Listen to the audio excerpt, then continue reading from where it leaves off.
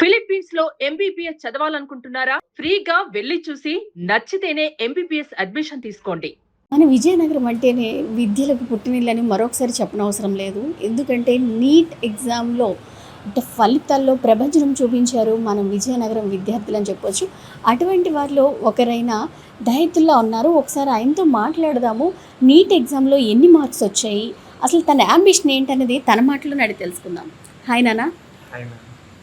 చెప్పు నాన్న, నీకు ఎన్ని మార్క్స్ వచ్చాయి? 446 మార్క్స్ వచ్చాయి. ఎంబీబీఎస్ డాక్టర్ అవ్వాలనుకుంటున్నాను. నువ్వు అంటే నీ ఈ మార్క్స్ సాధించడానికి నీ ఎంత కష్టపడ్డావు నీ మాటల్లో చెప్పు. అంటే డైలీ 14 అవర్స్ స్టడీ చేశాను. ఇంకా కాలేజ్లో సార్స్ బాగా చెప్పి ఎక్స్ప్లెనేషన్ కూడా బాగుంటుంది. అంటే క్లోజ్గా ఉండి మీకు ఎన్నిసార్లు రాపోయినా కూడా మళ్ళీ ఎక్స్ప్లెయిన్ చేసేవారు. అంటే చిన్నప్పటి నుంచి నీ కళ డాక్టర్ అవ్వాలనా? డాక్టర్. అంటే డాక్టర్ అవి ఏం చేద్దాం అంటే పేదవాళ్ళకి ఏమైనా హెల్ప్ చేద్దాం అనుకున్నావా? అసలు ఎందుకు నువ్వు డాక్టర్ వృత్తినే చేయాలనుకున్నావు? అంటే పేదవాళ్ళకి కొద్దిగా సహాయం చేయడానికే డాక్టర్ తీసుకున్నాను. చాలా కష్టపడి అంటే ఎంత ఇదైనా కూడా నువ్వు చదువుకో అని అంటే ఎప్పుడు డిసప్పాయింట్ అవ్వకుండా ఎంకరేజ్ చేస్తూ ఉన్నారు పేరెంట్స్ ఇద్దరు. సిస్టర్ ఉన్నారు. BTech third year. అందరు ఇంట్లో ఫ్యామిలీ మెంబర్స్ అందరు సపోర్ట్ చేశారు చదువుకోమని. అంటే ఈ మార్క్స్తో నువ్వు సాటిస్ఫై అయ్యావా? అంటే 466 వచ్చాయా?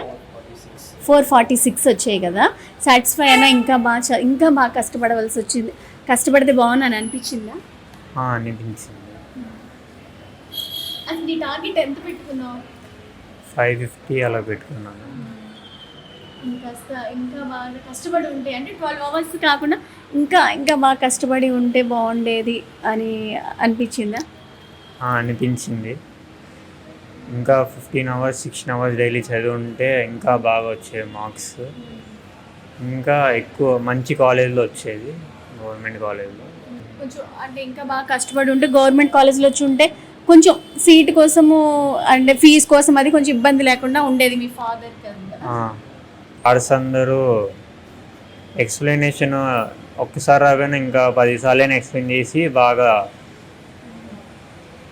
సక్సెస్ అవ్వాలని అందరు కోరుకొని అందరు బాగా చదివించారు సార్స్.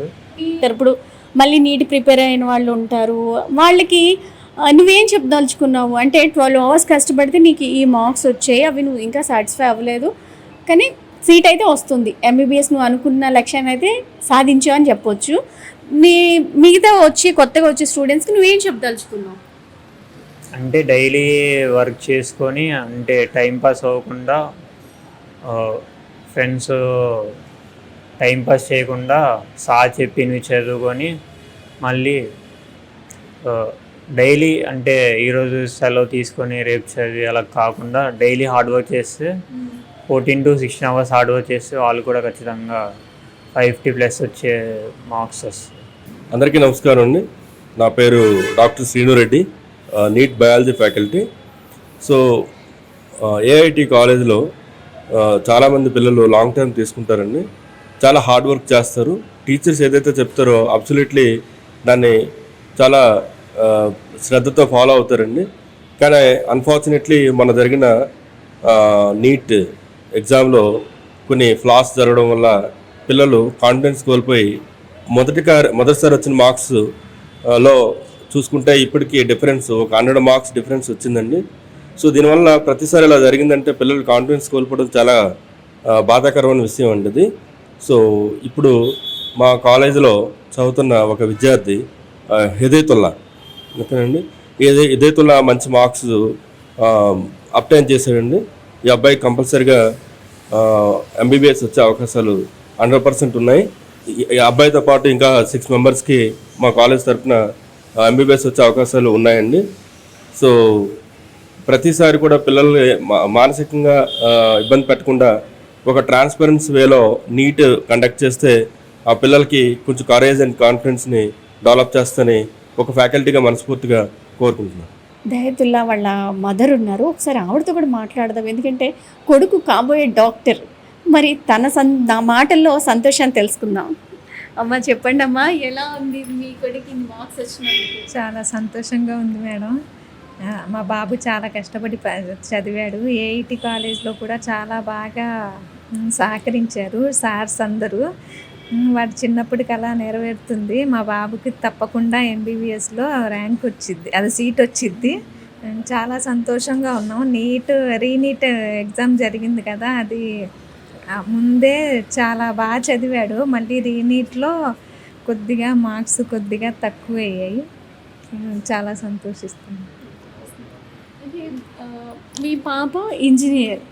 మీ ఇంట్లో అంటే ఇంజనీర్ ఒకరు, డాక్టర్ ఒకరు ఉన్నారు, కాబోయే డాక్టర్. అంటే ఎలా ఉందంటే మీ ఆనందానికి? చాలా సంతోషంగా ఉంది మేడం. ఎందుకంటే మేము మిడిల్ క్లాస్ ఫ్యామిలీ మాది. పిల్లల్ని బాగా చదివించాలనే ఉద్దేశంతోనే మేము డాక్టర్ చేయాలని మా బాబుని నీట్లో జాయిన్ చేసాం. మేము చాలా సంతోషంగా ఇంటి ఉన్నాం. దగ్గర ఎలా అంటే ఇప్పుడు కాలేజీలో జాయిన్ చేసిన తర్వాత కోచింగ్ అనేది ఒక విధంగా ఉంటుంది. ఇంటి దగ్గర ఏ విధంగా ప్రిపేర్ అయ్యేవాడండి? మొబైల్ చూడటం ఇలాంటి పూర్తిగా మానేశాడా? ఓన్లీ నీట్ మీద కాన్సన్ట్రేషన్ చేస్తున్నాడు? ఎలా? అవును మేడం, మొత్తం టీవీ ఫోన్ మొత్తం మానేశాడు. ఇక్కడ ఏఐటీలో ఎలా చెప్పారో ఇంటి దగ్గరకు కూడా వచ్చి అలాగే ప్రిపేర్ అయ్యాడు. చూసారు కదా, విద్యార్థి మాటల్లో, అలానే వాళ్ళ టీచర్ మాటల్లో, అలానే వాళ్ళ మదర్ మాటల్లో కూడా అంటే కష్టపడితే ఫలితం తప్పకుండా ఉంటుంది.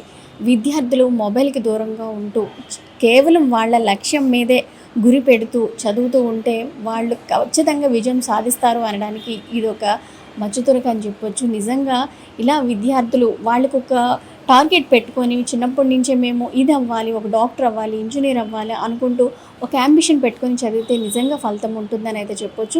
విజయనగరంలో నీట్ ఎగ్జామ్లో అంటే ఇంకా 6 విద్యార్థులు అయితే ప్రతిభ కనబరిచారు.